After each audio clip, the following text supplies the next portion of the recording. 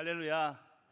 오후 예배에 나오신 성도님들을 주님의 이름으로 환영합니다. 이 시간도 각 사람에게 주시는 하나님의 은혜와 평강이 충만하시기를 기원드립니다. 오늘은 6월의 세 번째 주일입니다. 어느새 한 해의 반환점과 같은 시기가 되어버렸습니다. 여러분, 지난 시간을 되돌아보실 때 여러분에게 2022년의 6개월은 어떠한 시간이셨습니까? 혹자들은 인생에 일어나는 일들을 희노애락이라고 하는 네 글자로 다 설명할 수 있다고 말하기도 합니다. 하지만 우리의 삶에 일어나는 많은 일들이 어떻게 그 네 글자로 설명될 만큼 간단하고 쉽기만 하겠습니까? 바라기는 먼 옛날에 지혜로웠던 한 왕이 승리하는 날에는 교만하지 않고 또 절망하는 순간에는 낙심하지 않을 수 있도록 반지에 새겼다는 이 또한 지나가리라 라고 하는 이 말을 기억하셔서 작은 일에 일희일비하는 것이 아니라 언제나 변함없이 신실하신 하나님만을 바라보고 또 신뢰함으로 나아가시는 성도 여러분 되시기를 간절하게 소망합니다. 몇 년 전에 우리 사회에 화두가 되었던 한 단어가 있습니다. 회복 탄력성이라고 하는 단어입니다. 외국에서는 90년대 초반부터 연구되었고 또 우리나라에서는 2014년 이후로 활발하게 연구된 이 단어는 다양한 역경과 시련에 굴하지 않고 다시 회복하고 성장하는 능력, 다양한 역경과 시련에 굴하지 않고 다시 회복하고 성장하는 능력, 또한 그러한 마음의 근육을 의미합니다. 흔히 말하는 멘탈이 강하다라고 하는 것도 바로 이 회복 탄력성이 좋다는 것과 비슷한 의미가 되겠습니다. 누구라도 삶에서 크고 작을 뿐 실패와 역경을 피한다는 것은 불가능하기 때문에 이 회복 탄력성은 현대인들에게 반드시 필요한 능력 중에 하나가 되었습니다. 그래서 사람들은 유머나 운동 또 독서와 인간관계 같이 회복 탄력성을 키우는 방법들을 찾아내기도 하였습니다. 그러나 문제는 무엇입니까? 우리의 삶에 이 회복의 탄력성이 적용되지 못하는 순간, 이 회복 탄력성이 작용되지 못하는 순간이 찾아온다는 것입니다. 방법을 알고 있어도 대처할 수 없는 그러한 상황, 누구에게나 발생할 수 있다는 의미입니다. 마치 살을 빼는 방법을 알고 있어도 빼지 못하는 그러한 상황과 같습니다. 알고도 아무것도 하지 못할 때 그때의 억울함과 답답함을 어떻게 말로 다 표현할 수 있겠습니까? 오늘 말씀의 주인공인 엘리야에게 바로 그러한 일이 일어났습니다. 심지어 엘리야는 자신이 처한 상황이 얼마나 힘들었던지 하나님께 죽음을 구하기까지 하였습니다. 4절 말씀을 화면을 보고 함께 읽겠습니다. 자기가 죽기를 원하여 이르되 여호와여 넉넉하오니 지금 내 생명을 거두시옵소서. 그러나 이 엘리야라고 하는 인물은 어떤 사람이었습니까? 기도함으로 3년 동안 비를 멈추게 했고 또 다시 내리게도 한 사람입니다. 사르밧 과부에게 밀가루와 기름이 떨어지지 않은 기적을 베풀었던 사람 엘리야입니다.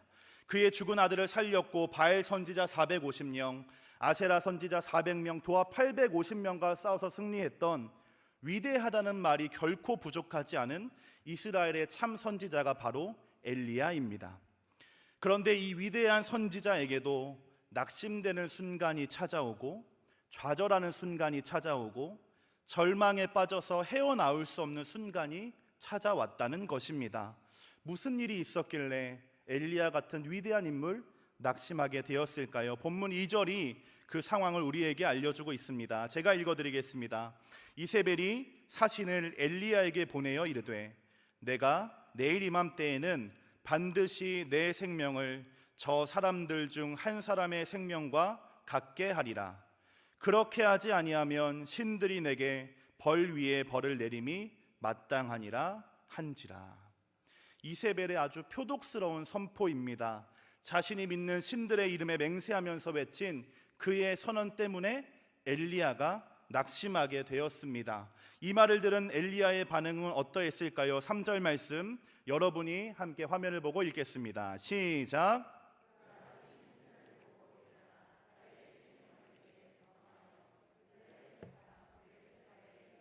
아멘.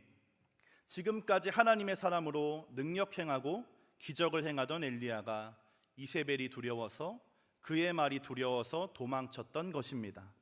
성경은 우리에게 그 원인을 아주 분명하게 알려주고 있습니다.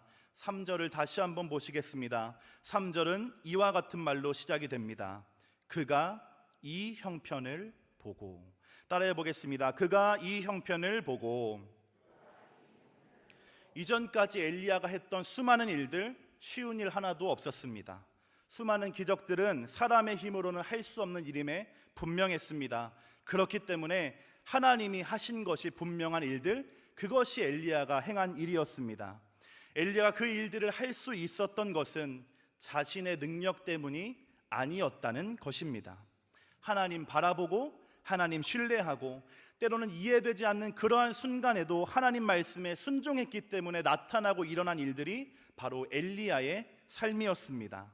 그러나 어느 순간 그의 귀에 들려진 말이 그의 마음과 시선을 사로잡았습니다. 갈멜산에서의 전투, 큰 일을 치른 이후에 그의 마음이 약해진 바로 그 순간이었습니다.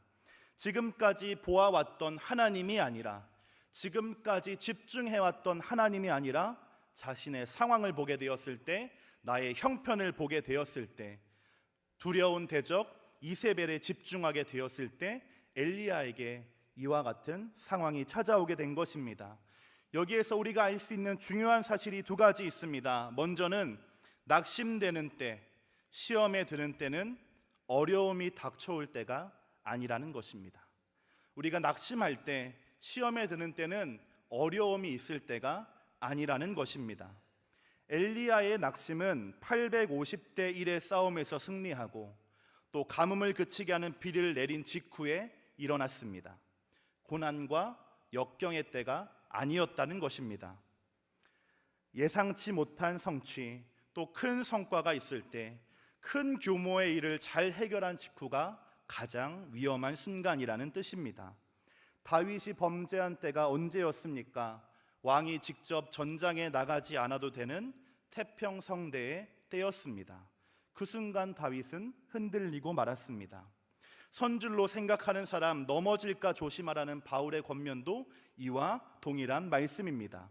두 번째는 사람에게 절망 주는 것, 상황이 아니라는 것입니다.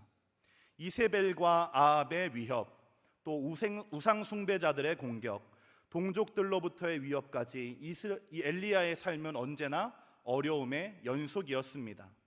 오히려 처음부터 지금까지 그는 어려움 속에 살았고, 어려움을 안고 살았고, 어려움과 함께 살아왔습니다. 그 시간들 견디고 버티며 이겨낼 수 있었던 것은 상황이 나아졌기 때문이 결코 아니었다는 것입니다. 함께 하시는 하나님, 약속하신 것을 반드시 이루시는 하나님, 내가 직면한 문제보다 위대하신 전능자를 바라보는 그의 시선이 흔들리지 않았기 때문에 가능한 일이었던 것입니다. 그러나 엘리야가 절망한 이유는 무엇입니까? 하나님이 아니라 형편을 바라보았기 때문입니다. 형편을 바라본 순간, 그것에 집중했던 순간, 비구름 오는 것 지켜보지 못했던 그의 연약한 마음이 다시 한번 엘리야를 지배하기 시작했습니다. 한순간에 광야로 도망가는 선택을 하게 했던 것입니다. 성도 여러분, 이 두 가지 사실을 기억해 주시기 바랍니다. 절망과 시험의 때 승리의 순간, 그 직후에 찾아오게 됩니다. 그때가 더욱더 조심해야 하는 순간입니다. 우리가 절망하는 이유, 상황이 어려워서가 아닙니다. 무엇을 바라보는가, 우리의 시선에 달려 있음을 기억하시기 바랍니다. 이렇게 하나님이 아닌 형편에 주목한 엘리야는 아무도 없는 광야로 도망을 가게 됩니다. 엘리야는 그렇게 사원마저도 떼어놓고 광야 깊이로 로뎀나무 아래로 도망쳤습니다. 동굴이라고 하는 시간에 돌입한 것입니다. 이 시간의 특징은 최악의 최악을 상상한다는 것입니다. 다른 사람과 교류하지 않고, 다른 사람 만나지 않고 혼자서만 있다 보니 일어나지 않은 일 생각하게 되고, 일어날 수 없는 일도 걱정하게 됩니다. 그러다 보니 두려움이 쌓이고 쌓여서 결국에는 밖으로 한 발자국도 나갈 수 없는 그러한 악순환이 반복되는 것이 이 동굴 속에서 일어나는 일입니다. 마음의 동굴 속에 있는 엘리야는 결국에는 자신의 생명을 운운하는 지경에 이르러서 하나님께 아주 불경한 기도를 올려드립니다. 주님, 나의 숨을 거두어 주옵소서. 그러나 하나님께서는 이러한 엘리야, 낙심하고 절망하여서 마음의 동굴 속에 숨은 엘리야를 먼저 찾아오셨습니다. 할렐루야. 하나님께서는 우리의 삶에 그렇게 먼저 찾아오시는 분이십니다. 우리를 보고 이리로 오라라고 말씀하시는 것이 아니라 우리가 있는 곳으로, 우리의 삶의 자리로 찾아오시는 분이신 줄로 믿습니다. 그리고 하나님께서는 엘리야에게 다음과 같은 처방을 내려주십니다. 혹시 성도 여러분 중에 엘리야와 같은 상황에 있는 분이 있다면, 아니 누구든지 이러한 상황 맞이할 수 있는 상황입니다. 오늘 이 두 가지 처방을 잘 기억하여 주시기를 바랍니다. 5절 말씀 화면을 보시고 함께 읽겠습니다. 천사가 그를 어루만지며 그에게 이르되. 아멘. 장기화된 코로나 시국에 외로움과 우울감으로 힘들어하는 사람들이 많아졌습니다. 한 조사에 따르면 코로나 전과 비교하여서 정신과 진료를 받은 사람 20% 증가했고, 관련된 상담을 받은 사람은 무려 45%가 증가했다고 합니다. 코로나 블루라고도 불리는 이 정서적인 어려움은 특별히 노령층에 집중되어 있었습니다. 전문가들은 그 이유 중에 하나를 스킨십의 감소 때문이라고 말했습니다. 전염성이 높은 질병인 탓에 상호간의 접촉을 피하다 보니 생긴 결과라는 것입니다. 신체적인 접촉을 의미하는 스킨십은 단순히 피부와 피부를 맞대는 것 이상의 효과가 있다고 합니다. 왜냐하면 포옹과 같은 신체적인 접촉은 마음을 진정시키는 옥시토신을 분비시키고 스트레스 호르몬인 코티솔의 수치를 낮춰주며 아드레날린과 세로토닌을 분비시켜서 긴장을 풀고 두려움과 외로움, 또 스트레스를 이겨낼 힘을 주기 때문입니다. 엘리야에게 주신 하나님의 첫 번째 처방이 바로 이 어루만짐, 스킨십이었습니다. 스킨십을 통하여 지쳐서 잠이 들었던 그를 깨워서 주의를 환기시킵니다. 고도의 스트레스로 정상적인 사고가 불가능한 엘리야를 위로하고 안심시키신 것입니다. 이 스킨십 하나님만 하실 수 있는 것이 아닙니다.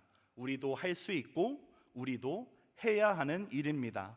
서로의 손을 잡아주고 서로를 안아주고 등을 쓰다듬어 주는 것, 그것을 통해 위로하고 격려하는 일, 저는 이것이 하나님께서 우리에게 맡겨주신 일 중에 하나라고 생각이 됩니다. 혹시 지금 부부 혹은 가족끼리 앉아 계신 분이 있다면 서로의 등을 한번 쓰다듬어 보시겠습니까?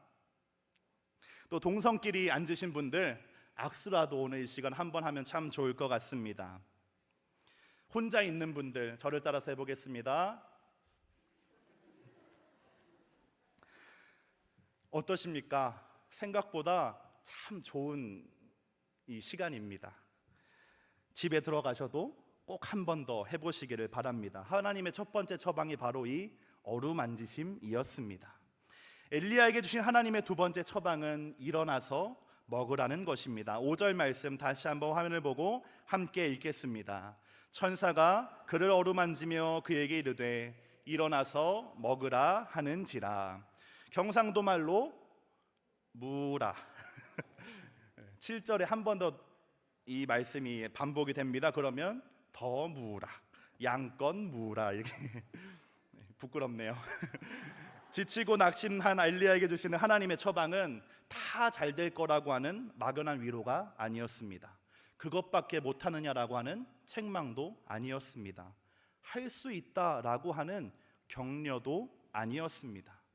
하나님의 처방은 일단 먹으라는 것입니다. 그만 자고 일어나서 음식을 먹으라는 말씀이었습니다. 감정에 휩쓸려서 계속 주저앉아 있지 말고 먹고 기운을 차리라는 말씀이었던 것입니다. 생각해보면 베드로를 찾아가셨던 예수님도 동일하게 말씀하셨습니다. 밥은 먹고 다니냐? 베드로에게 그렇게 물어주셨습니다. 그 사람에게 필요한 것이 위로와 책망과 격려가 아니라 밤새도록 수고한 몸을 위한 음식이라는 것을 아셨기 때문이었습니다. 흔히 사회적으로나 또 신앙적으로 어려움을 만날 때 그 상황을 극복하기 위한 방법으로 정신력과 노력이 필요하다고 생각을 합니다. 마음을 다잡으면, 노력을 하면 애를 쓰고 해결할 수 있다라고 믿는 것입니다. 그래서 어떤 사람들은 끼니를 걸러가면서 있는 힘과 없는 힘을 짜내어 수고하기도 합니다. 그러나 하나님 우리에게 주시는 처방은 무엇입니까? 밥 먹고 하라는 것입니다. 다시 시작할 힘을 얻기 위해서 먹고 또 회복할 마음을 위하여 음식을 먹으라는 말씀입니다. 성도 여러분, 혹시 낙심되는 일 있으십니까? 마음 상한 일 있으십니까? 오늘은 꼭 조금은 무리하셔서라도 맛있는 음식을 드시기 바랍니다.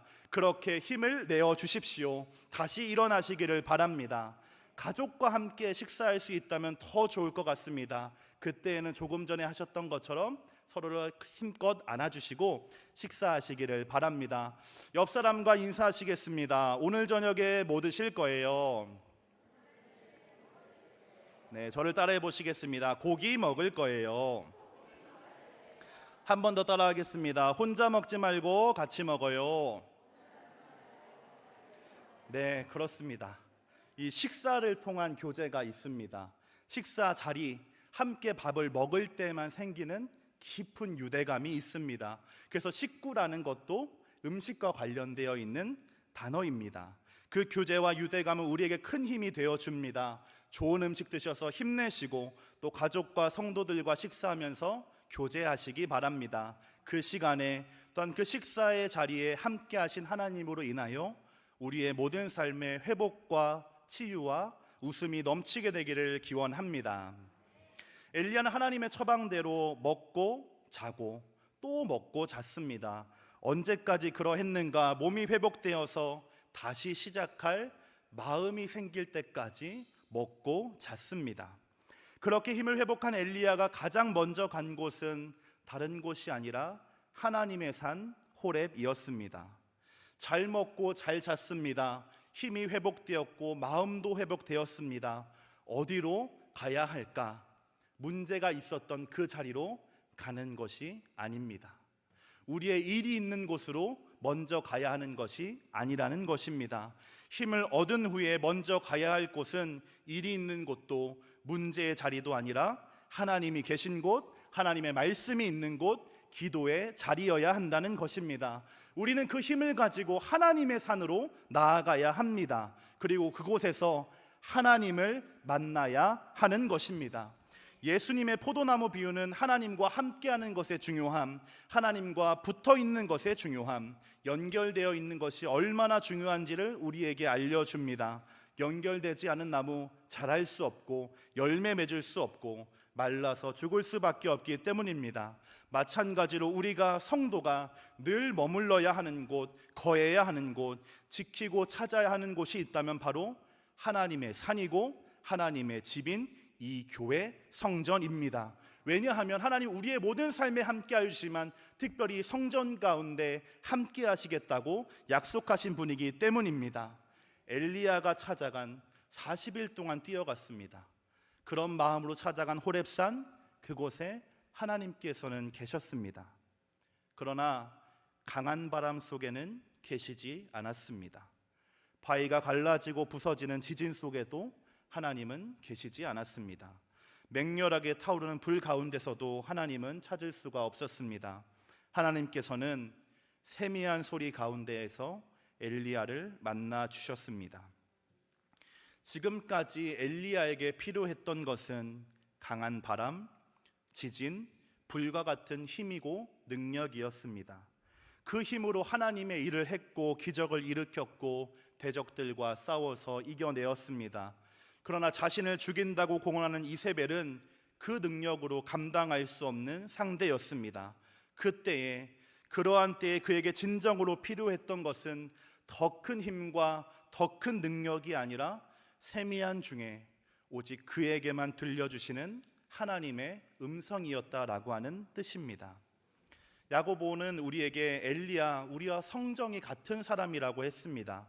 그렇다면 엘리야와 마찬가지로 어디서 오는지도 모르게 쉴 새 없이 닥쳐오는 세상의 파도 앞에 살아가는 우리, 그래서 지치고 낙심해 있는 우리에게 필요한 것, 여러분에게 필요한 것은 무엇이 되겠습니까? 더 큰 능력 필요하십니까? 더 큰 힘 필요하십니까? 기적이 필요하십니까? 그렇지 않다는 것입니다. 연약하고 빈 마음으로 하나님 앞에 나아올 때에, 하나님 앞에 겸손하게 무릎 꿇을 때에 들려주시는 세미하지만 분명한 하나님의 음성이 우리에게 필요한 줄로 믿습니다. 오늘 나에게 주시는 하나님의 말씀, 오직 나에게만 들려주시는 하나님의 음성, 어제는 스쳐서 지나갔지만 오늘은 살아있는 것처럼 나의 눈과 마음에 새겨지는 레마의 말씀이 필요한 것입니다. 오늘 여러분에게 찾아오셔서 들려주시고 말씀해 주시는 하나님의 음성을 깨달으시기 바랍니다. 선포되는 말씀을 통하여, 함께 고백하는 찬양을 통하여, 예배의 모든 순서와 삶의 순간들을 통하여 주시는 하나님의 마음, 그 마음은 일어나서 먹으라는 것이고, 이 식물로 힘을 내어 하나님의 산으로 나오라는 것이고, 그곳에서 나를 만나 힘이나 능력보다 더 필요하고 중요한 하나님의 음성을 들으라고 하는 이 말씀을 듣고 깨닫게 되시기를 소망합니다. 이렇게 힘을 얻은 엘리야, 어떻게 되었을까요? 죽음의 절망 이기고 자신이 해야 할 일을 다 마친 후에 불말과 불병거를 타고 죽음을 보지 않고 하나님께로 올라갔습니다. 그러나 엘리야를 죽이겠다고 호언장담했던 이세벨, 어떻게 되었습니까? 엘리야의 예언대로 높은 탑에서 떨어져서 흔적조차 남지 않고 비참하게 죽고 말았습니다. 성도 여러분, 하나님 말씀은 반드시 이루어지는 말씀인 줄로 믿으시기 바랍니다. 지금 앞이 보이지 않고 낙심되는 상황일지라도 하나님 함께 하시면 우리에게는 살 길이 있는 것입니다. 하나님 앞에 나와서 하나님 주시는 말씀으로 힘을 얻어서 여러분에게 주어지고 맡겨진 일을 넉넉하게 감당하시는 성도님들 되시기 바랍니다. 더 나아가서 하나님이 엘리야에게 주셨던 이 처방이 여러분 한 사람 한 사람을 통하여 낙심한 이들에게, 마음이 상한 주변의 사람들에게 전해지게 되기를 소망합니다. 그래서 우리 모두가 하나님의 말씀으로 회복되는 그러한 은혜를 경험하게 되기를 간절하게 소망합니다.